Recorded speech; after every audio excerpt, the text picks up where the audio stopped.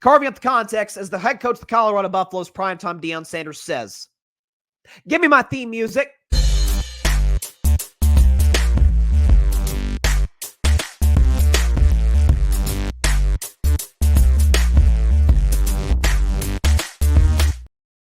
This week's edition of Carving Up the Context, going to be talking about the Donald Trump situation, and not even just the legal stuff, because that's boring.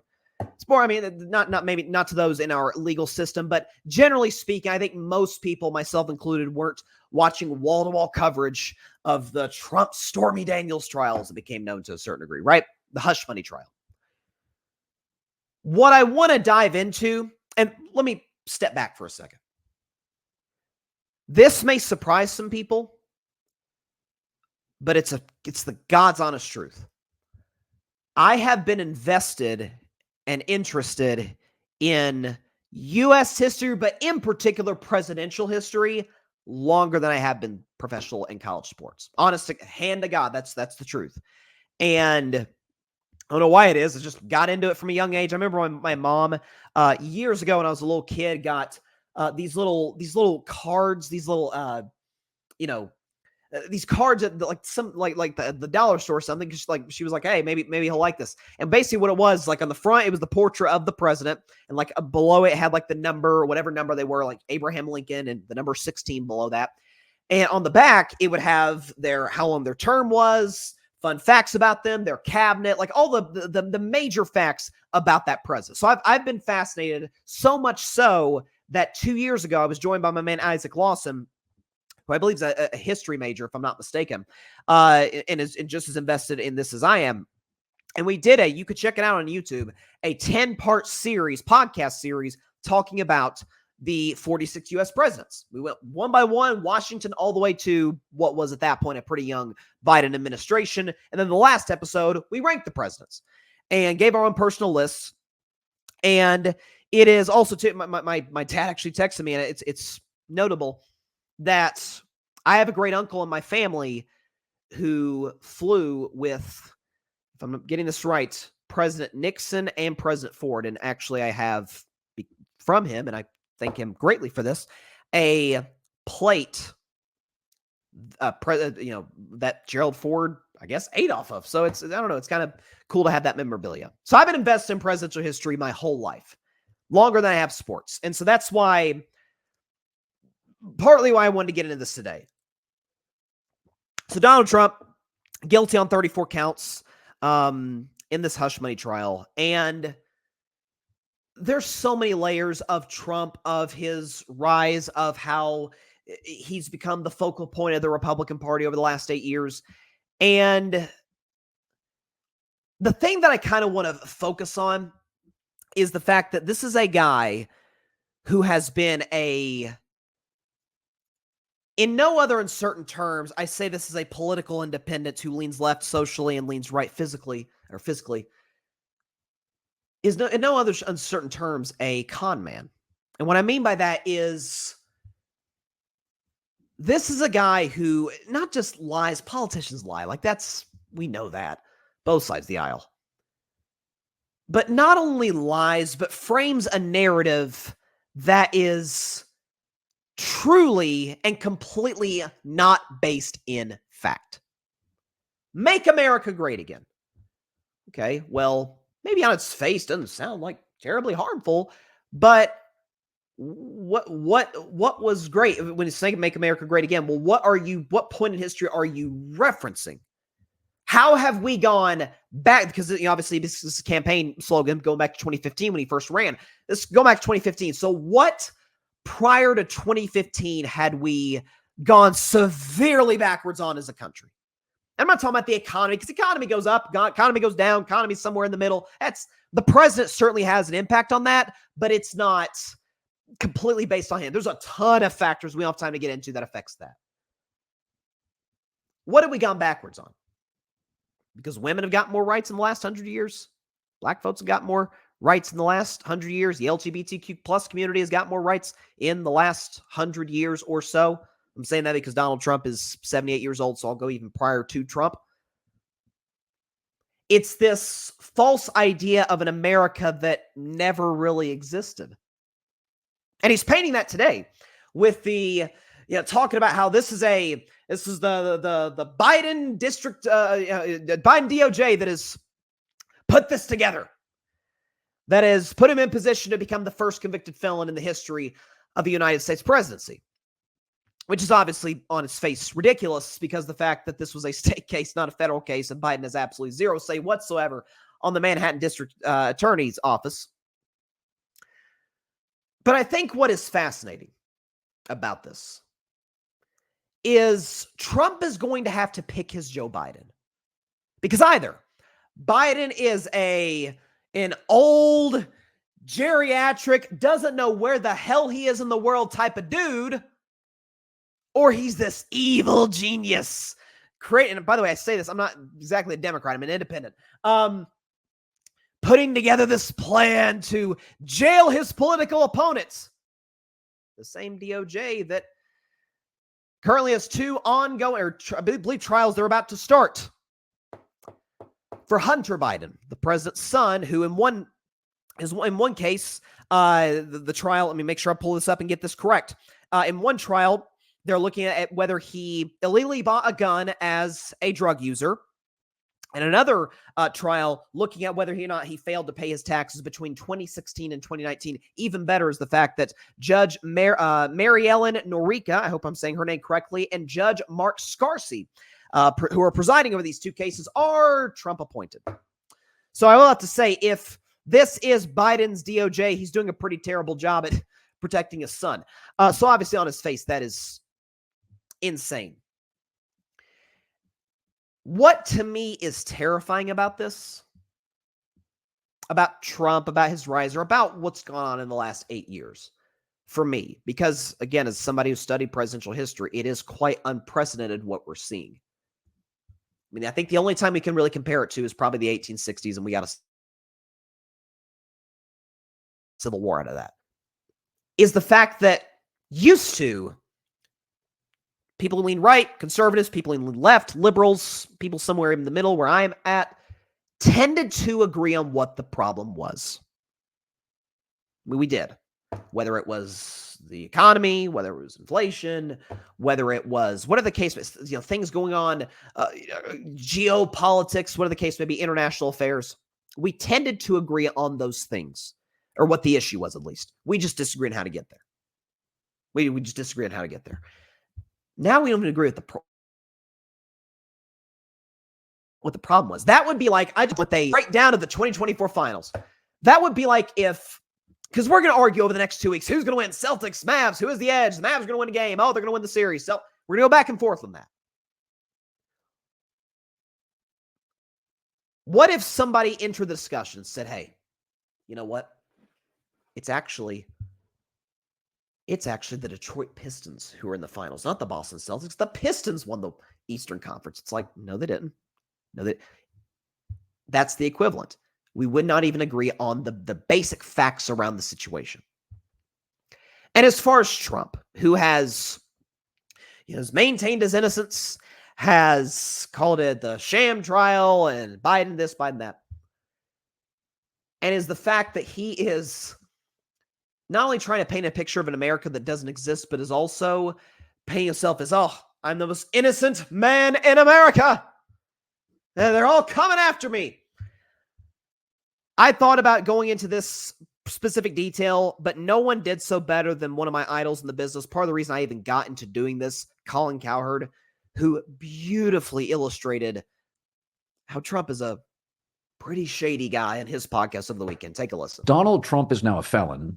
His campaign chairman was a felon. So is his deputy campaign manager, his personal lawyer, his chief strategist, his national security advisor, his trade advisor, his foreign policy advisor, his campaign fixer, and his company CFO. They're all felons, judged by the company you keep. It's a cabal of convicts. So I'm supposed to believe that of the 34 counts of the shady people he's hung around and been involved with who have gone to prison, that everybody else is lying. Everybody else is corrupt, but that guy. You really you expect me to buy into that farce, and it also goes into to me, the biggest con job that Trump has ever pulled. And he's pulled a lot way prior to him being president. We could talk about housing situations, not housing minorities. We could talk about Trump University. We could talk about his casinos. We could talk about the alcohol that all of that is the idea that the guy who came from as much privilege as an individual can possibly come from in New York City,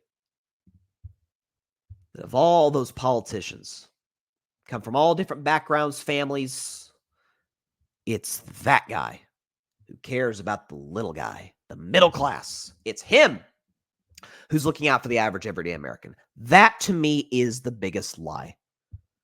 Sure, the election being rigged in 2020, that's a pretty big lie.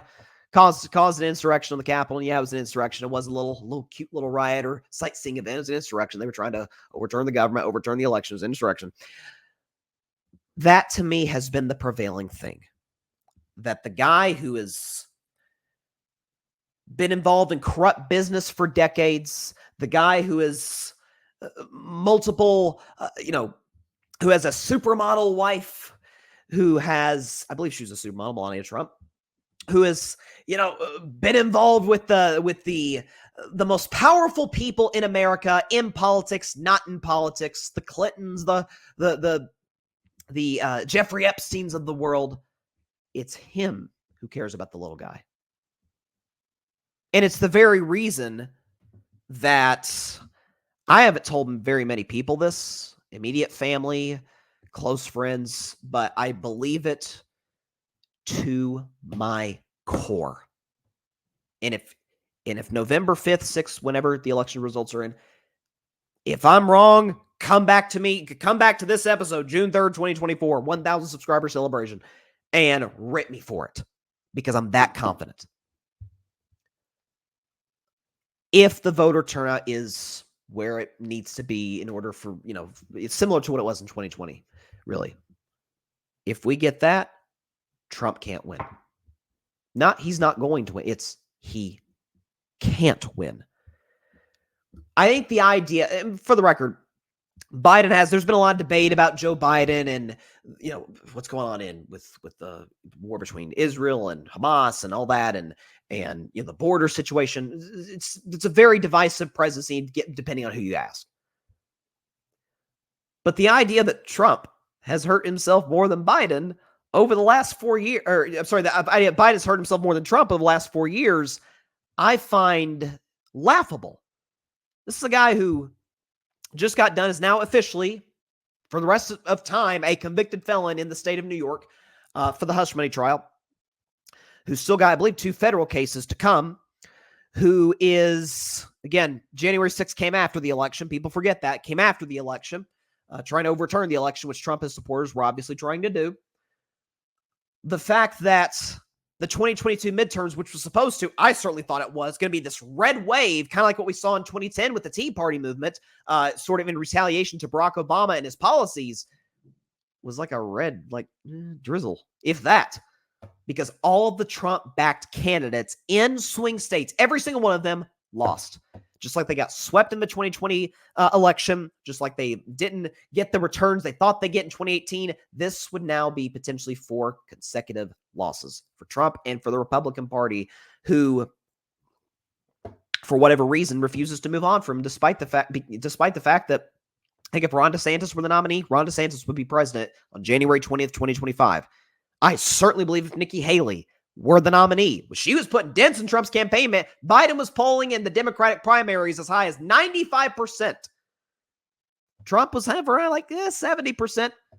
When it came down to him and Nikki Haley, she was holding her own.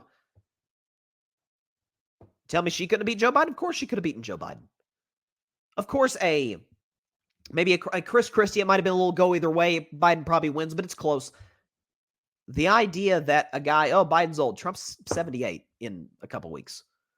He's a convicted felon.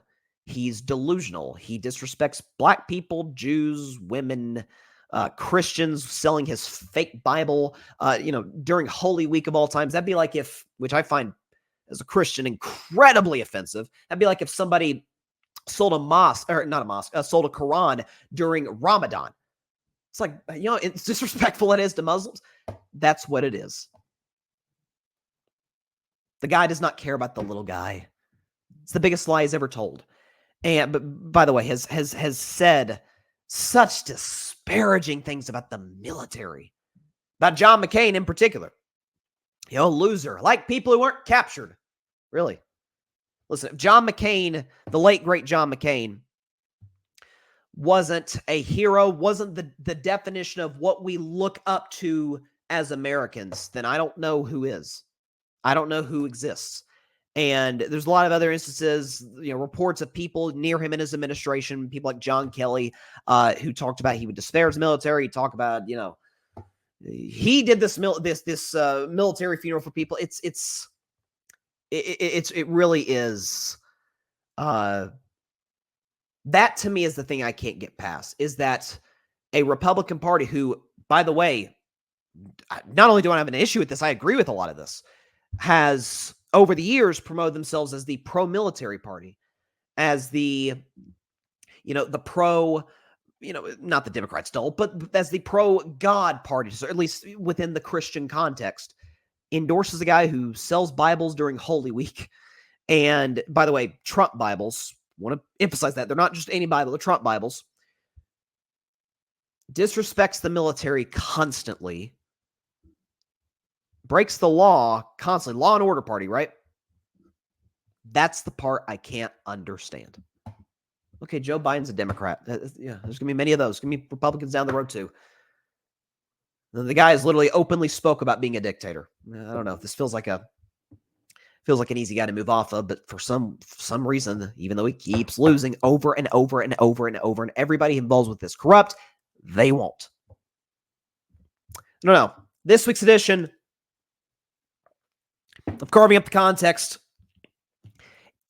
I think it is an impossibility, and I mean that, for Donald Trump to become president in 2024. Well, to win this year because of the struggle in the polls against Nikki Haley, because of the criminal indictments, the fact that he's a convicted felon, the fact that, again, Biden's old, doesn't know where he is in the world. Have you watched Trump's rallies?